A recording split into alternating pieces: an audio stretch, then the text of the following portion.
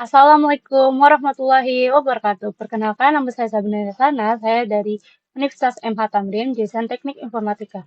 Video ini saya buat untuk memenuhi tugas metode penelitian saya. Nah, jadi saya membuat proposal tentang penelitian yaitu menganalisis pengaruh sebuah tipe data pada kinerja pemrosesan data dengan penggunaan pandas. Nah, di sini saya sudah membuat PPT-nya, cuman ini yang salah. Ini judulnya. Lanjut. Pertama yang kita bahas, bab 1, pendahuluan optimasi tipe data pada data frame pandas.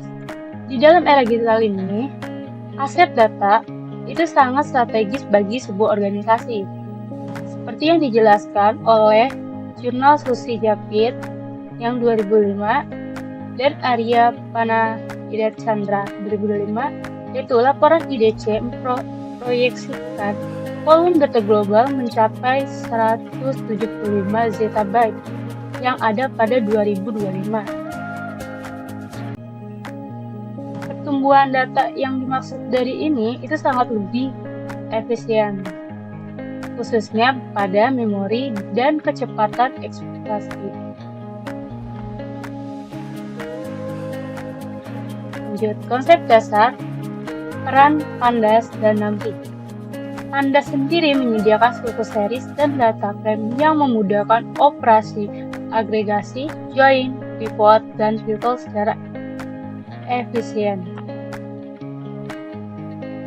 Dan datanya itu bisa dari integer 8, integer 16, integer 4, box, dan kompleks. Kesimpulannya, pemilihan tipe yang tepat menurut konsumsi memori dan dapat meningkatkan kecepatan komputasi.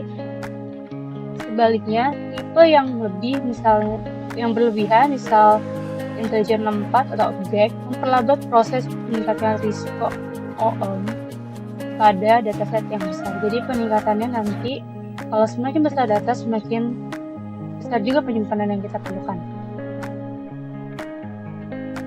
Masalah inti yang ditangani penelitian, yaitu ada 3, inefisien memori, pelambatan operasi, resiko gagalnya proses. Yang pertama, efisiensi memori. Pandas sering menetapkan tipe non-optimal sehingga konsumsi memori meningkat drastis pada data besar. Nah, berarti pada data besar itu, memori pada dalam pandas itu sangat membutuhkan dataset yang besar juga. Yang kedua, pelambat operasi. Operasi seperti yang dimaksud itu seperti read, DSP, filter, merge, dan group by dapat menjadi lambat jika data tidak sesuai. Ketiga, risiko gagal proses. Penggunaan memori yang tidak optimal dapat menyebabkan kegagalan pada dataset yang ukurannya besar.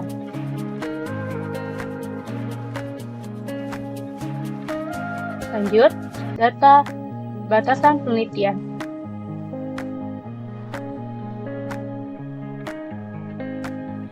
Kali ini salah, ini masalah penelitian. Perumusan masalah. Perumusan masalah di sini ada 3. Yang pertama itu berapa pengaruhnya untuk melakukan penghematan memori yang ingin didapatkan melalui optimasi tipe data ke data frame pandas. Kedua, apa yang mempengaruhi optimasi tipe data terhadap cepatnya operasi pemrosesan data seperti filtering, merge, and group by kepada pandas. Ketiga, jenis tipe data apa saja yang sangat mempengaruhi peningkatan sebuah kinerja pemrosesan. Batasan penelitian, versi dan lingkup. Di sini kita fokus pada pandas versi 1.x plus dan menggunakan pemrograman Python 3.9 plus. Nah, tipe dataset yang kita gunakan yaitu dataset tabulan berformat CSV dengan ukuran di sini tuh salah, dengan ukuran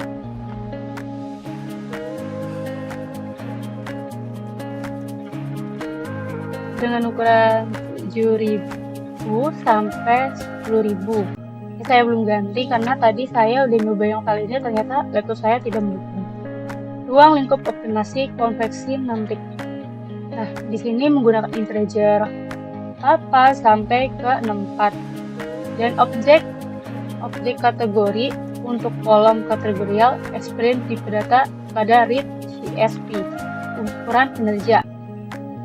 Metode pengukuran yang digunakan itu dengan konsumsi memori dan waktu eksekusi untuk operasi read CSV, merge, group by, dan filter. Perbatasan perbandingan yaitu tidak membandingkan dengan Aperture, Spark, atau tools lainnya yang di luar Pandas atau NumPy. Lanjut, tujuan penelitian. Penelitian ini memiliki 4 tujuan utama. Yang pertama, menganalisis pengaruh optimasi tipe data terhadap penggunaan memori data frame pada Pandas. Kedua, mengukur perbedaan kecepatan eksekusi pada pemrosesan data sebelum dan sesudah optimasi tipe data. Ketiga, mengidentifikasi kombinasi tipe data optimal yang memberikan peningkatan kinerja baik pada berbagai ukuran data. Jadi ukuran dataset yang kita gunakan juga berbeda-beda ya, dari ukuran terkecil sampai terbesar. Keempat, menyusun rekomendasi praktis untuk strategi optimasi data pada pipeline data berbaris Pandas agar memenuhi kebutuhan data engineering. Manfaat penelitian. Manfaat penelitian ini juga dibagi dua, yaitu manfaat praktis dan manfaat teoris. Dari manfaat praktis juga terdapat dua, yaitu pertama, panduan kontrak untuk meningkatkan efisiensi flow data tanpa harus mengintegrasi ke solusi lebih kompleks. Kedua, pengurangan kebutuhan infrastruktur komputasi dan biaya operasional melalui optimasi tipe. Manfaat teoris itu penelitian memperkaya literatur ilmiah tentang optimasi pemrosesan data di Python, khususnya pengolahan tipe data di Pandas yang sering diabaikan oleh studi sebelumnya. Lanjut, metode penelitian atau rancangan eksperimen. Nah, di sini juga terdapat 5. Yang pertama, persiapan dataset. Jadi kita harus menyiapkan dataset CSV yang berukuran, sebenarnya ini belum saya ganti kan, itu 10.000 KE, harusnya 7.000 sampai 10.000. Jadi yang kalau di PDF saya udah ganti, tapi yang di sini saya belum ganti. Jadi saya nanti akan mencoba dari 7.000 sampai 10.000. Lanjut, yang kedua itu baseline, yaitu dengan membaca CSV yang tadi sudah kita input dengan menggunakan PD read CSV. Itu gunanya mencatat konsumsi memori dan waktu operasional standar. Ketiga itu ada strategi optimasi. 3 strategi. Jadi di sini juga dibagi jadi 3 strategi. Yang pertama dengan Doncas, via PD to numeric Doncas. Kedua ada kompetensi objek yang bertipe kategori. Yang ketiga ada penetapan type explain pada CSV. 4. Pengukuran. Jadi melakukan pengulangan pada operasi seperti read, group by, filter, merge. Setiap skenario diulang 5 kali, misalnya 7.000, terus 8.000 gitu. Lanjut, 5. Analisis perbandingan, yaitu dengan membandingkan baseline dan optimasi dengan menggunakan static deskriptif, visualisasi, seperti Matplotlib, SharePoint untuk menunjukkan penghematan memori. Lanjut, metodologi pengumpulan data, yaitu dirinci. Data kinerja diperoleh melalui kombinasi data primer dan sekunder. Jadi kinerja di sini juga melalui kombinasi antara kedua itu dari primer dan sekunder. Nah, dari primer sendiri, pengukuran eksperimen komputasi waktu eksplorasi data menggunakan modul Science, komputasi memori dicatat via memorial profile dan DLL memori URSAG bersifat true, berarti sebenarnya. Setiap skenario diulang 5 kali dengan hasil nilai rata-rata. Nah, data kebalikan dengan data sekunder juga, yaitu seperti studi literatur dari jurnal ilmiah, dokumentasi PANDAS dan NAMPI, artikel relevan seperti optimasi tipe data dan pengelasan. Rencana implementasi eksperimen dan analisis. Dari implementasi kode, menuliskan script Python, nanti saya juga akan memiliki script Python-nya. Kalau untuk analisis, itu seperti setiap ukuran datanya nanti buat seperti 7.000, 1.000, 9.000. Rekomendasi praktis yang lain itu seperti kecepatan eksperimensi optimasi region. Itu berapa sih kecepatan, berapa lama sih mereka ini. Bab 2 yaitu tinjauan pustaka. Pada bagian ini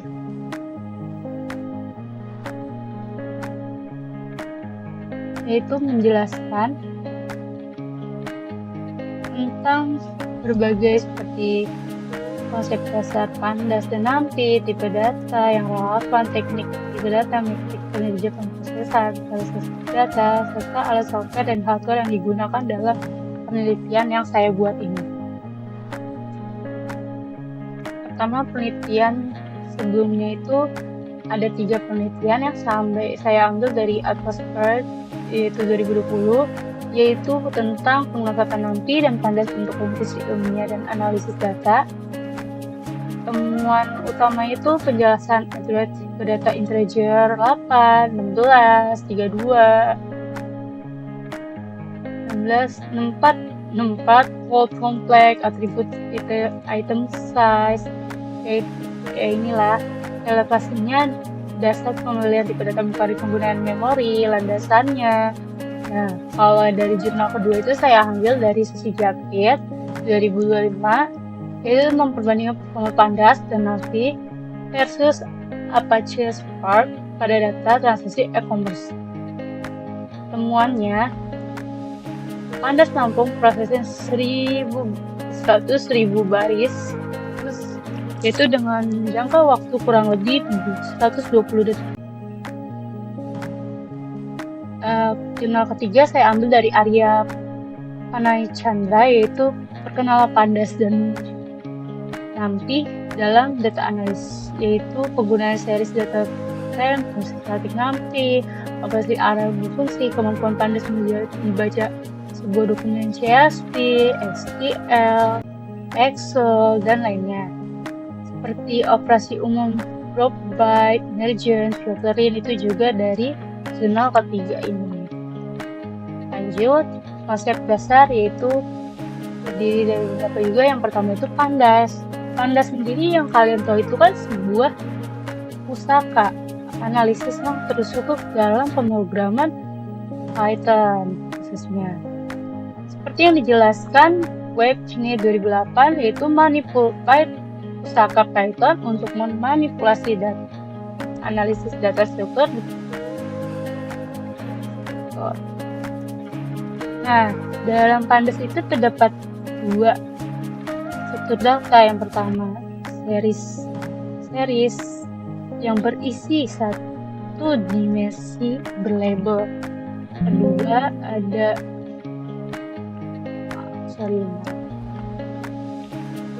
ada data frame. Itu berisi tentang 2 dimensi baris dan kolom. PANDAS cocok untuk format yang seperti saya sebutkan tadi, Excel, SQL, CSV, gitu. Nah, biasanya tuh menyediakan IOP-nya itu seperti script Excel, script CSV, gitu.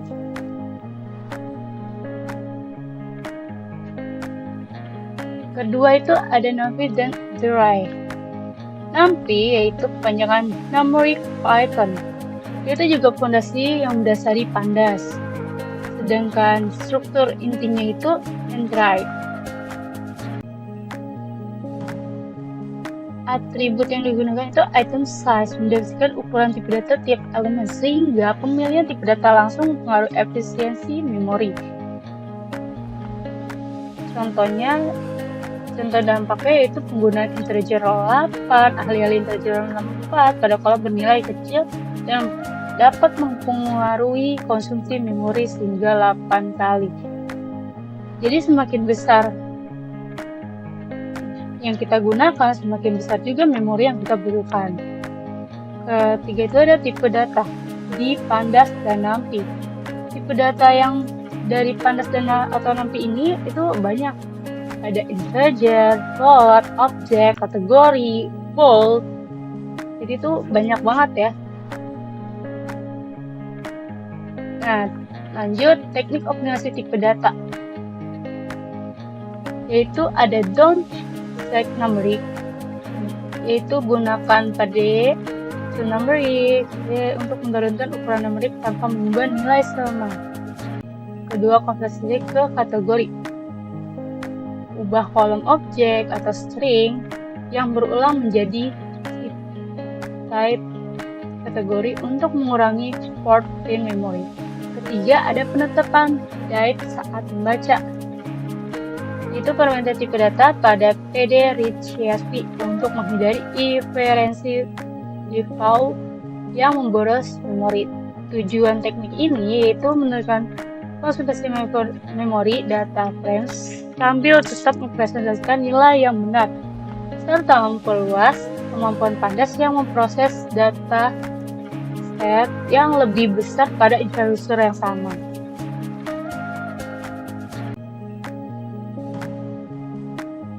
Metrik kinerja pemrosesan data.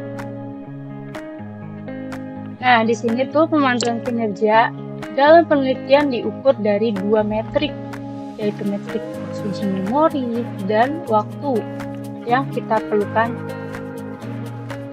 Nah, di sini tuh pada ukuran menggunakan DF memori, usage, dalam kurung, dips, true, tutup kurung. Nah, kalau untuk waktu diukur dalam detik menggunakan modul time-it untuk operasi processing tertentu. Seperti yang dicontohin pada jurnal SUSY, yaitu Pandas menyelesaikan processing waktu dengan 100.000 baris dalam 120 detik, namun gagal pada dataset 10 juta baris, menegaskan optimasi tipe data sebelumnya berpindah dari ke Spark atau tool distribusi. Lanjut, Big Data karakteristik dan informasi. Big Data didefinisikan jadi 3. Pertama, volume, spreadsheet, variet. Pertama yaitu skala data besar yang harus dikelola. Kedua, ada kecepatan generasi dan aliran data. Ketiga, ada keragaman format dan struktur.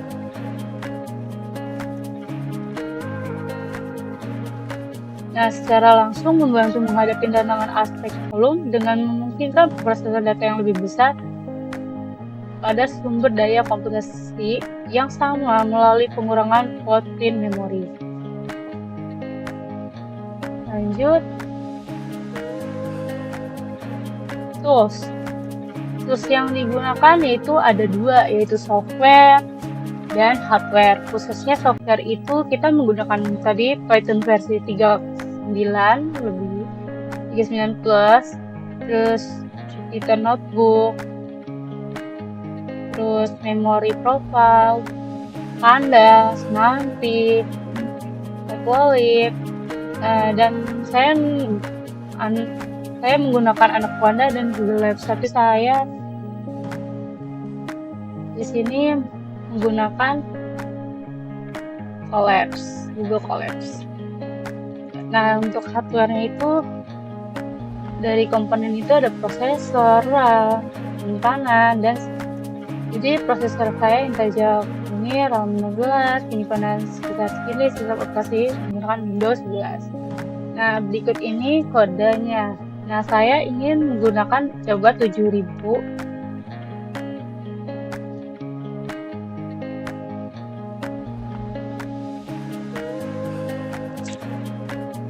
Nah, di sini tuh ada optimasi sebelumnya dan optimasi sesudahnya. Nah, di dalam optimasi sebelumnya itu ada 0.9 dan hasil sesudahnya itu 0.09. Nah, dengan penghematan memori yaitu 0,87 dengan waktu detik 4.9038 menjadi optimasinya yang sesudah itu 1.0737 dengan peningkatan kecepatannya itu dengan juga 3.83 per detik. Lanjut, coba saya salin.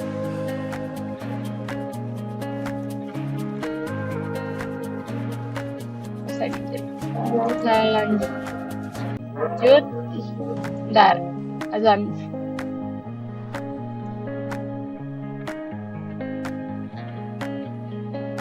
Azannya sudah selesai, lanjut.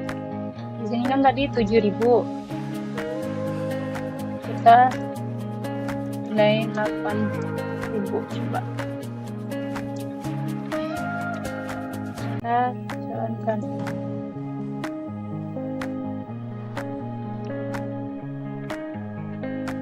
Kalau 8000 tuh optimasi sebelumnya itu 1.10 dan optimasi sesudahnya itu 0.10. Nah, waktu detiknya itu 32601 menjadi 13731. Penghematan memori itu 100 MB dan peningkatan kecepatannya 1.8870 detik. Coba kita gunain yang terakhir itu 10.000. Jadi kalau di PPT saya ini tadi kan ribuan, nah itu saya belum ganti. Jadi sebenarnya kalau yang di sini itu ke 1000.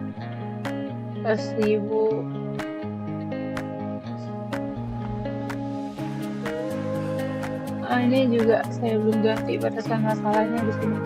Nanti saya ganti, yaitu sebenarnya kalau di atas itu 7000, 8000, 9000 sama 10000. Kalau 10000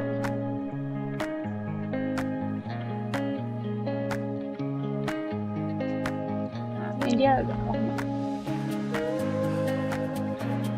Kita tunggu aja. Nah, kalau 10000 itu memorinya dari sebelumnya itu optimasinya itu 137 terus menjadi 0.12. Nah, waktu detiknya itu 8.3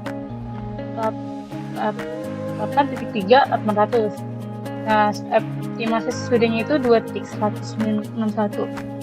Terus untuk penempatan memorinya 1.25 MB, peningkatan kecepatannya itu sekitar 6.1839 detik. Nah, jadi itu aja video yang saya berikan dan memenuhi tugas saya. Sebelumnya mohon maaf bila ada kesalahan kata. Assalamualaikum warahmatullahi wabarakatuh.